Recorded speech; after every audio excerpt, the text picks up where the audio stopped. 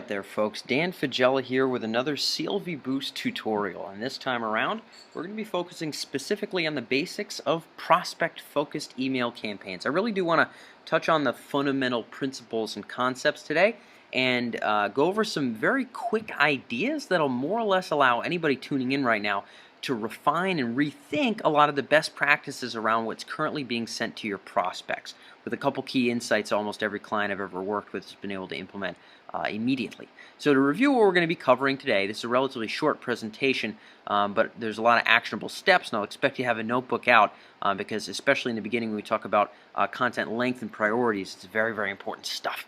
So first and foremost, what is an email campaign? What does campaign mean? What do I imply when I refer to this term over and over in a number of these different tutorials? Number two, initial prospect campaigns, the do's and don'ts, and then last swing prospect campaigns and do's and don'ts there as well as principles to stick to. So what it is that you want to be thinking about as you build out prospect campaigns into the future. So we'll dive right in. Defining a campaign. Essentially, an email campaign is a string of related messages aimed to bring a recipient to a specific new action step. A campaign is not just for prospects. These could be for past customers. These could be for current customers. These could be for initial leads who have not yet bought, who we would call prospects. Whatever the case may be, campaign is not defined to any type of person. It just refers to a string of emails with a designated, refined purpose. These may be triggered automatically, such as when somebody opts in or when somebody purchases, or they could be triggered manually. We might take everybody in a certain country and send them to a certain campaign, maybe a certain e-commerce special for everybody living in Europe, for example, or a certain campaign for everybody with a birthday in May if we want to run some kind of a special. Whatever the case may be, this could be a B2B example, an e-commerce example. We'll try to mix up the examples that I speak about in this presentation, but you, of course, will want to be applying these principles to your own business as we move along.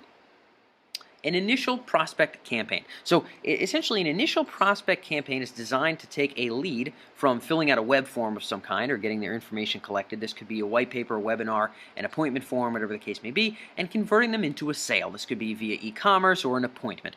And every now and again, for some of the folks out there with more of the West Coast business model, if they have a free software and you're just looking to get to critical mass, it's more about users and activity than it is about initial revenue. This may just be about a campaign that encourages activation of a software or an app, or the continued use and referring to that software and app. So every now and again, revenue sort of ties more to activity than it does initial conversion. Every now and again, we'll be working with or advising folks who have those kind of business models as well. Either way, your initial prospect campaign is taking folks from the initial collection of that information to the most relevant activity for the revenue of the business, whether that be past or future.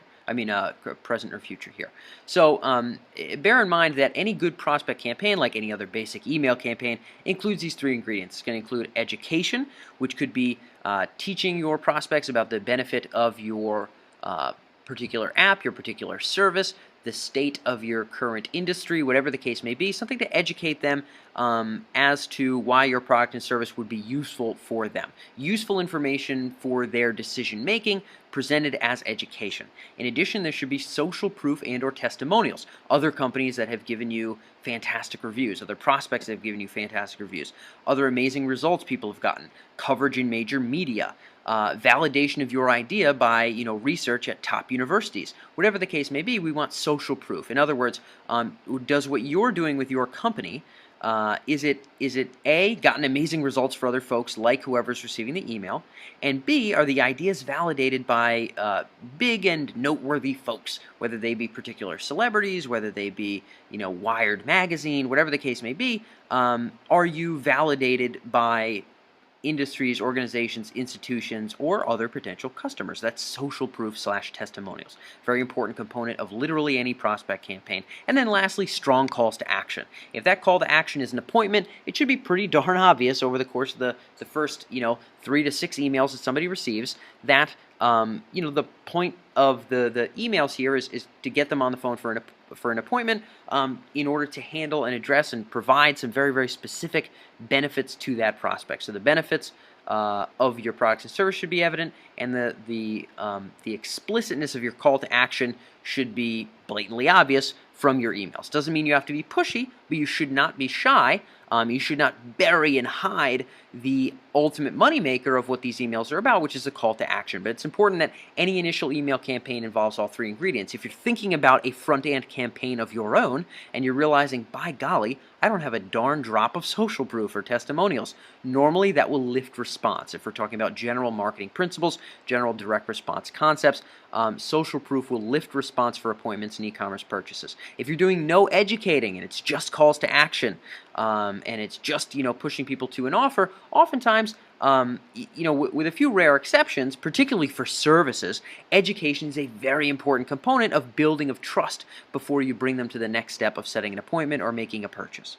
So in general, a front-end campaign for prospects involves these three ingredients. And here's where things get interesting, and here's where we're going to provide some ideas where almost anybody tuning in can look at, with a microscope, whatever their own prospect campaigns are, their own opt-in communication with prospects, and really refine what they're doing today. So in general, we want to be handling issues of the greatest importance first in an email sequence, and get in the mind of the customer and map out your sequences per their priorities, not your random ideas.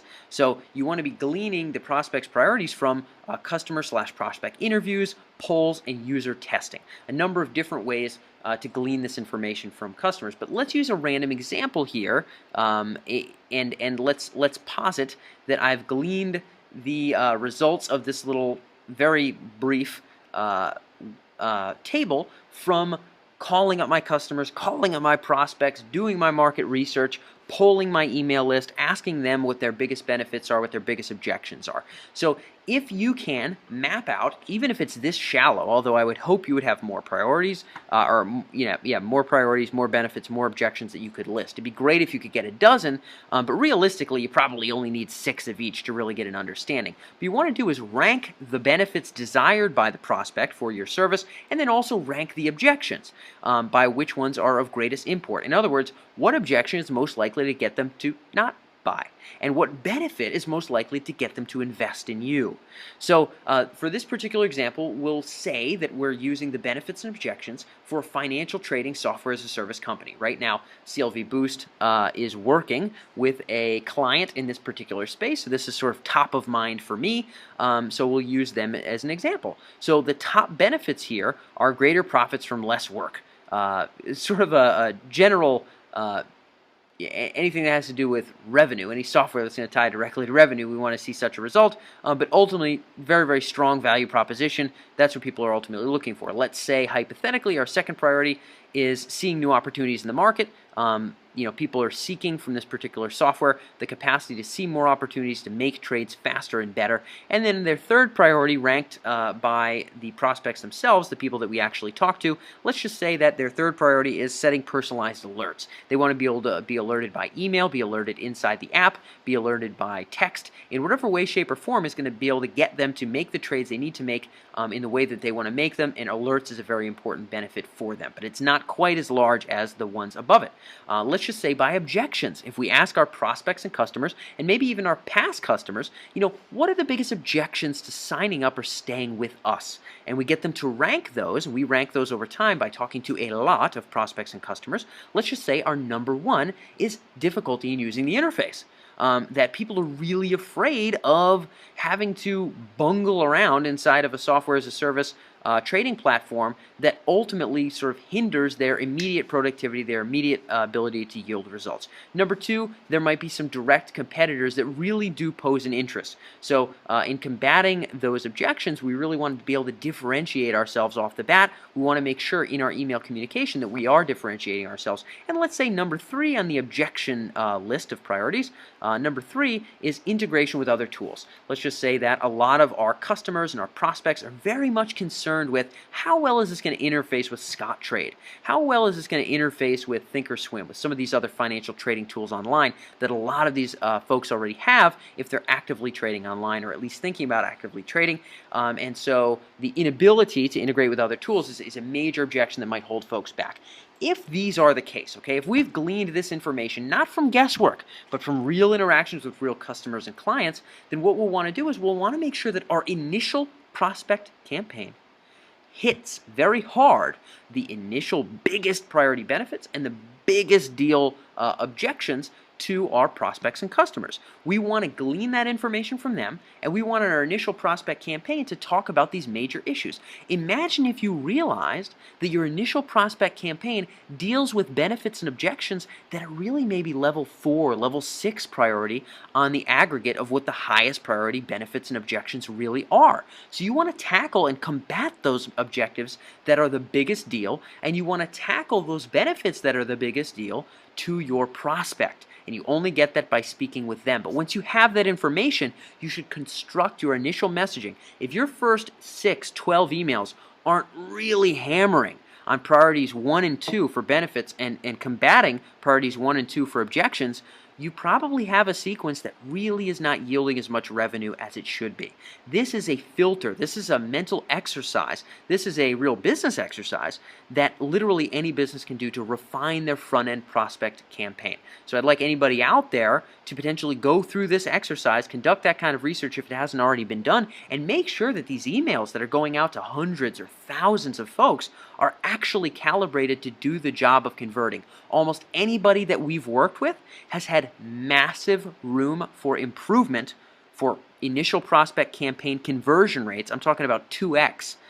Just massive improvement of number of appointments, number of front-end purchases by doing this exact exercise, either precisely by going through new research or leveraging previous learnings from the customer and determining how can we hit on priority 1 and 2 only in those first initial 6 to 8 to 12 emails to really drive home that point and hit the major buy buttons with the prospects who are receiving these messages. So I'd encourage you to go through that same exercise. Moving along, most of these sequences fail for some of the same basic reasons. Number one, they're not segmented. So in other words, if you can have your front-end emails, your prospect emails, tackle folks by industry, by level of experience, by location in the world, whatever the case may be, whatever relevant segmentation might be, that can often help with conversion a lot, and we've done previous trainings on segmentation, but you can learn a lot about that online. Often they're just not long enough. This is a huge one. Almost any client we've ever worked with at CLV Boost, if they'd simply extend their front-end campaign. I was recently interviewed on a show, actually a show about making money on the internet, interestingly enough, about running an e-commerce store. And this fellow had about an 8-email sequence on the front end to convert people on his main training course. And after he interviewed us for his podcast, he immediately lengthened it out to about 24 emails. And they weren't pushy, they weren't forceful, they were just addressing other concerns and being, adding more education to his current sequence. And all of a sudden, voila, more conversions. Not a surprise at all. Most people can simply lengthen their often very short and feeble front-end sequences and yield higher conversions simply by doing that. It's a one-time grind. It's work you do one time, and then hundreds and thousands of people receive more targeted messaging to yield more conversions. Number 3, they have feeble calls to action. In other words, maybe they're just educating, maybe they're just giving updates, but they're not really driving folks to that first purchase, to that first appointment, to that first activation step. They're not very clearly focusing their calls to action in each email. If you can read your first 12 emails, and if I read your first 12 emails and I don't really know what you really want me to do, there's a massive problem. It should be blatantly obvious by maybe email 3 through 5 exactly what you want me to do. The first purchase you might want me to make, the first section of the store you want me to go to, the way you want me to set my appointment, the benefits I'm going to get from that appointment. If those things aren't evidently clear in the call to action, the way that you as a marketer get somebody to take action, the presentation of here's what to do next, folks, that you're making in your email, if those are feeble, we got problems. And oftentimes these are the 3 biggest reasons why initial prospect campaigns will fail and will not yield as much revenue as they possibly could. And remember, the important thing here is you adjust these emails once, and all of a sudden you have a money machine where of the same number of prospects that go in, you get twice as many to convert. You get 50% more to convert. Sometimes you see, significantly higher percentages that convert, particularly when we have a lot of sequences that have never been tested. That just allows for a ton of refinement and lifting of those major marketing metrics that we want to see: open rates, click-through rates, front-end conversions, etc. In general, again, the front-end prospect campaign should be longer and should more directly point a prospect towards an initial conversion action. So this is stronger CTAs, stronger calls to action. So again, most people they'll have, or most businesses will have, an initial sequence of 6 or so emails that'll educate some folks and then kind of let them know, oh yeah, by the way, make sure you check out this. By the way, make sure you set an appointment, and that's about it. When ultimately a strong conversion sequence will do a lot more. It will more directly address the goal. It will last longer. It will be more persistent about getting somebody to convert.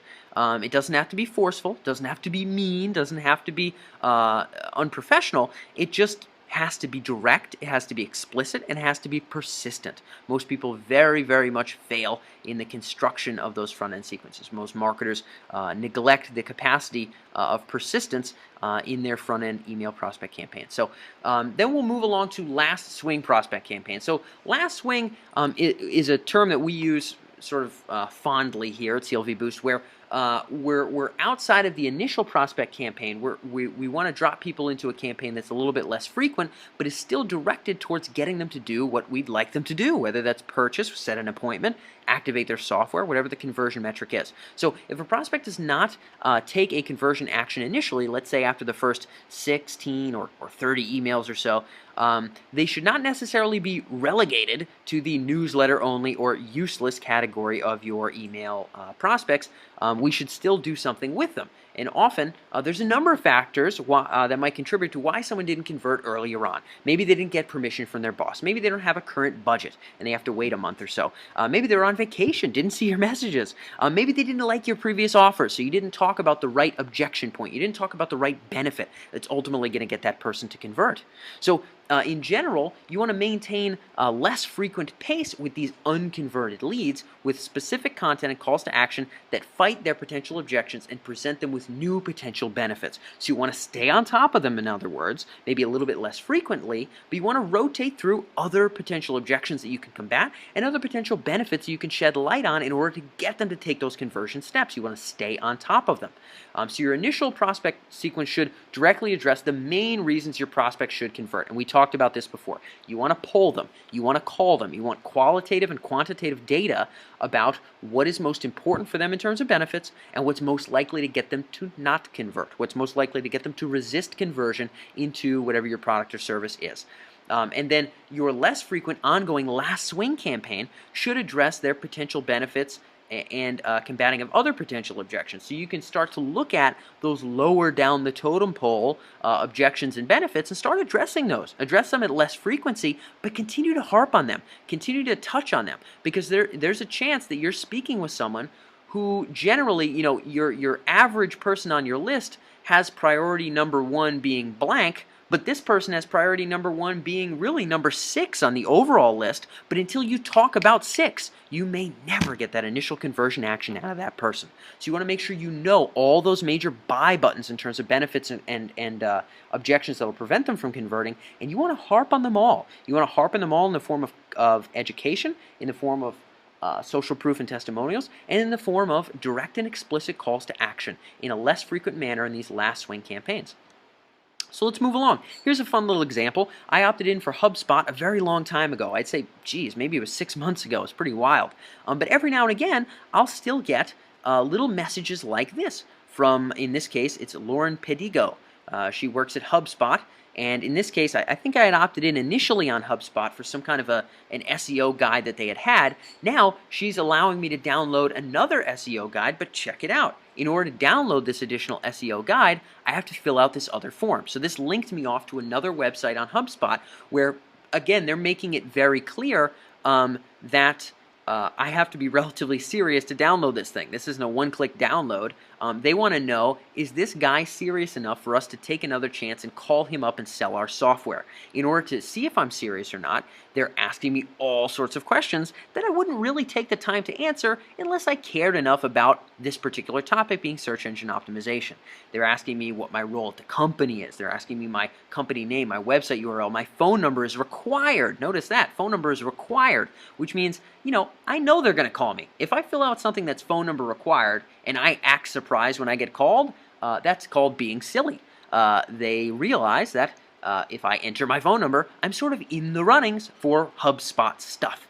Now, they're addressing one of many concerns that I might have, one of many benefits I might be interested in. In this case, it's SEO. So maybe I initially opted in for, and again, for anybody who doesn't know, HubSpot sells a software that actually does marketing automation. But they like to tie themselves in with software, with SEO, with all sorts of other initiatives. So I might have initially opted in for a social media marketing PDF or white paper, and now later on they're shooting me some SEO stuff because maybe SEO is on my mind. Maybe this is finally going to be the thing that lets me enter my phone number, the correct phone number, and then they call me and they sell me on this one. So they're still taking swings. HubSpot in this case is still taking last swings for other sort of different and divergent benefits. This is an example of a company that's probably about to go public not too long from the time of this filming, so they're doing quite well for themselves, seeing massive growth. That's continuously reactivating old prospects. They do not give up, in other words, and neither should you.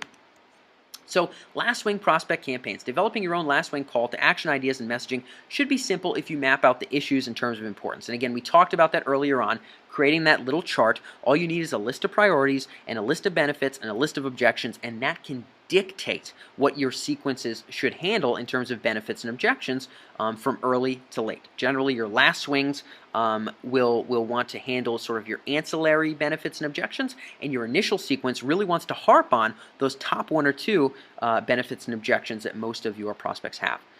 So principles to stick to here. Make sure your initial campaigns are at least 1 month in length, emphasizing objections and benefits in order of importance from early in the sequence to late in the sequence. And again, I use 1 month in length as sort of a general benchmark, okay? For some folks, it might be a little shorter. For some folks, it might be a little bit longer. Very rarely do I see an example where someone's front-end prospect campaign, in other words, they're relatively hot and heavy, hey, you should probably convert now campaign, shouldn't be at least 1 month in length. Rarely is it the case that people should stop being relatively hot and heavy about getting a conversion within that first month.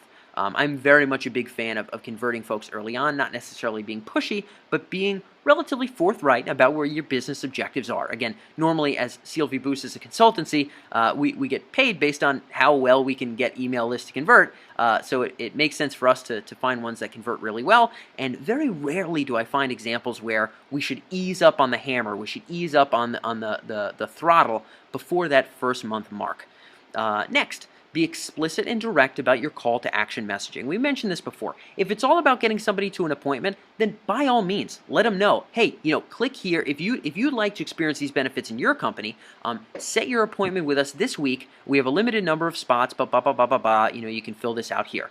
Or, download this extensive white paper on exactly how such and such and such and such, and you can make sure that your company doesn't fall into this pitfall, whatever the case may be. And then just make the phone number required. Whatever the case may be, your CTA should be rather explicit. People should know exactly what their next step should be, what that next purchase, what that next appointment, exactly how and when to set it, and what the major benefits are of that call to action. So be explicit. If somebody reads your first 3 emails and they don't know what your major call to action is, you have a problem. So as a principle to stick to, you want to be very, very explicit per email. And then also generally extend those additional last swing emails to a monthly or bi-weekly email, extending out another 4 to 6 months after opt-in.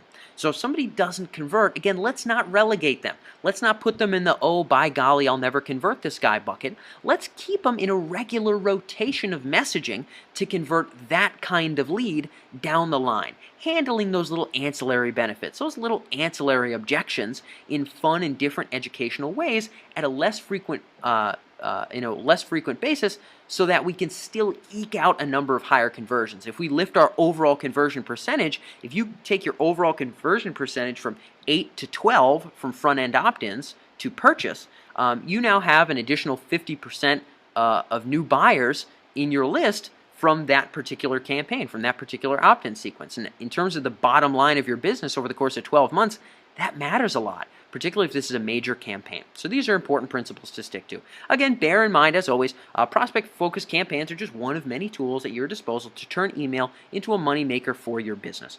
For anybody that wants to get in hold of us here at CLV Boost, in addition to doing overall assessments and individual campaign design, we are constantly involved in a variety of different prospects with our clients, from email sequence assessment to conversion optimization to purchase an appointment to subject line and email copy critiques and more. If you have a particular project you'd like us to tackle for you or your company, or you'd just like to catch up with us to see if we might be a fit in terms of helping you optimize and make more money with your email marketing, be sure to be in touch at www.clvboost.com/strategy, and you can get a hold of us there. Otherwise, I hope that today's training was more than useful for everybody who was here, and thank you very much for being here.